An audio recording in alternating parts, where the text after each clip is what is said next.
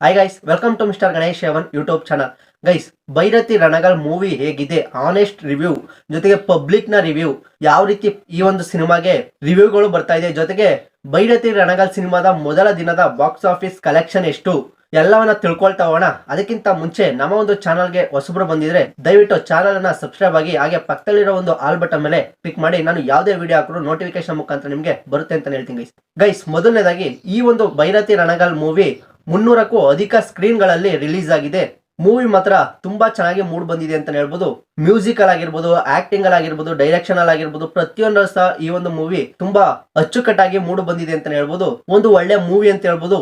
ಒಂದು ಒಳ್ಳೆ ಪಬ್ಲಿಕ್ ರಿವ್ಯೂನು ಸಹ ಈ ಒಂದು ಮೂವಿ ಪಡ್ಕೊಳ್ತಾ ಇದೆ ಅಂತ ಹೇಳ್ಬೋದು.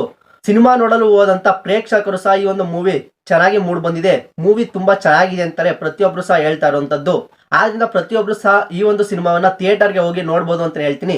ಈ ಒಂದು ಸಿನಿಮಾದ ಬಾಕ್ಸ್ ಆಫೀಸ್ ಕಲೆಕ್ಷನ್ ಬಂದು 3ರಿಂದ 4 ಕೋಟಿ ಈ ಒಂದು ಸಿನಿಮಾ ಮೊದಲ ದಿನದಲ್ಲಿ ಮಾಡಿದೆ ಅಂತ ಹೇಳಲಾಗ್ತಾ ಇದೆ.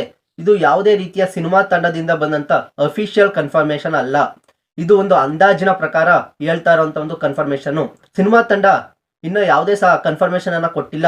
ಒಂದು ಅಂದಾಜಿನ ಪ್ರಕಾರ 3ರಿಂದ 4 ಕೋಟಿಯನ್ನ ಈ ಒಂದು ಸಿನಿಮಾ ಮೊದಲ ದಿನದಲ್ಲಿ ಗಳಿಸಿದೆ ಅಂತ ಹೇಳ್ಬೋದು.